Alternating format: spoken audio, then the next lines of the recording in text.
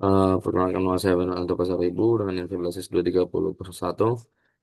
Pada kesempatan kali ini saya akan coba menjelaskan mengenai tugas kecerdasan buatan saya.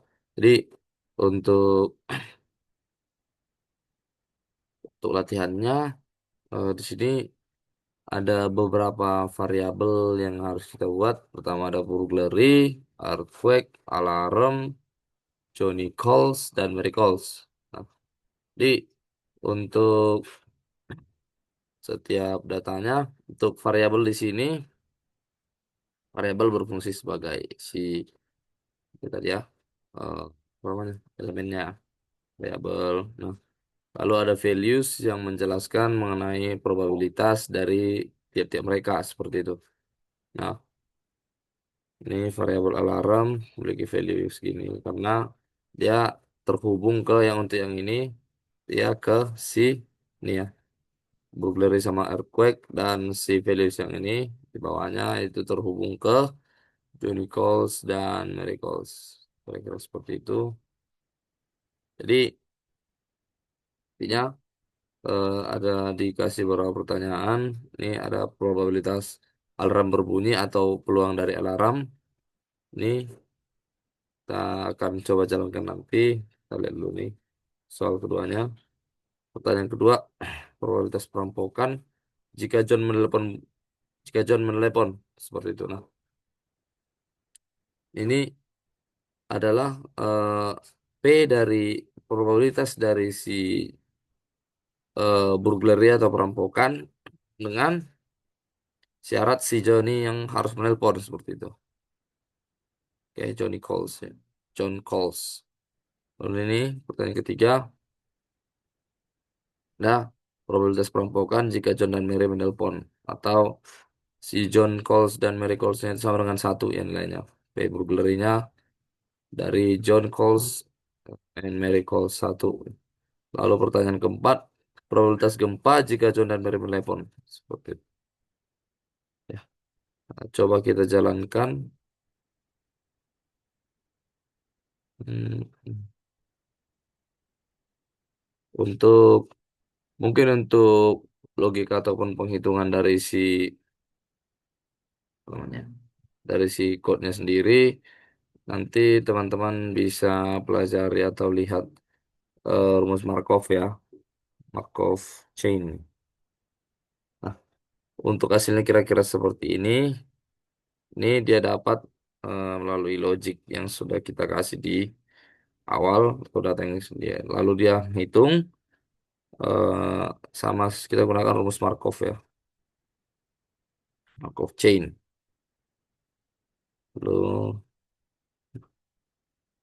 ataupun ini bisa dinamakan distribusi peluang bersyarat ya. Lalu masuk ke latihan satu, latihan mandiri satu. Sini ada studi kasusnya menjelaskan common effect atau efek biasa. Untuk pertanyaan satunya, berapa probabilitas perampokan atau P burglary sama dengan satu? Nanti sepertinya sudah diberikan di data.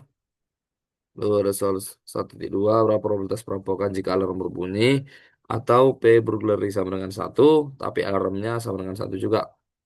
Lalu pertanyaan 1.3, berapa probabilitas perampokan jika alarm berbunyi dan terjadi gempa.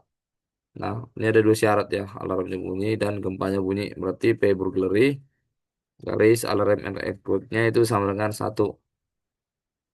Lalu itu untuk yang latihan satu. Coba kita jalankan. Eh,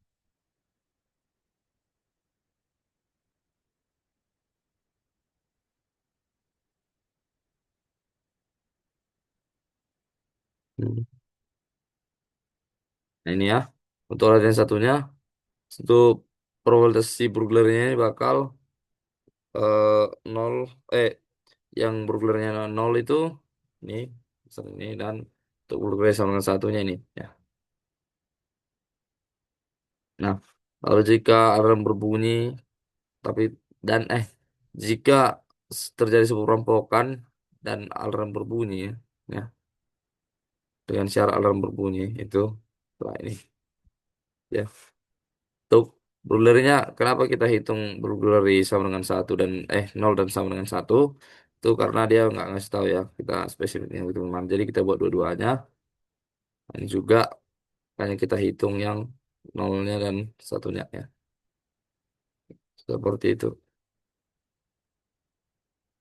Lalu untuk studi kasus atau latihan mandiri dua, ini ada studi kasus sprinkler. Ini kita disuruh untuk mendefinisikan sebuah struktur jaringan yang sudah diberikan. Ada cloudy, sprinkler. Ada cloudy, but rain. Ada sprinkle, lalu wet grass. Ada rain, ada wet grass. Seperti itu. Nah, jadi untuk data-data tiap kemungkinan yang ada di atas tadi atau tiap elemen yang ada di atas, kita tuangkan dalam contoh seperti ini. Lalu si wet grass-nya kan karena terhubung tadi ya. Nah, sprinkler. Nah, ini kan untuk sprinkler rain. Ya,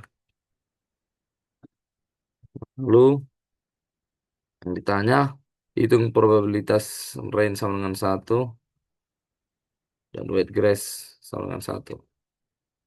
Berapa kemungkinan hujan jika kita tahu rumputnya basah seperti itu. Nanti kita disuruh juga buat bandingkan dengan jika si kita hitung peluang rainnya sama dengan satu tapi tanpa evidence apa-apa seperti itu. Oke, kita coba run. Nah, untuk hasilnya kan seperti ini. Kita akan dapatkan untuk si rain sama dengan nolnya atau peluang hujan sama dengan nol. Nih, dan peluang hujan sama dengan satu. Nih, ya. Lalu untuk ketika nggak ada bukti atau evidence apa-apa, bakal eh range 0 sama range satunya itu harusnya peluangnya sama atau setengah-setengah seperti itu. Mungkin sekian yang bisa saya jelaskan, kurang lebihnya saya mohon maaf. Terima kasih, sampai jumpa.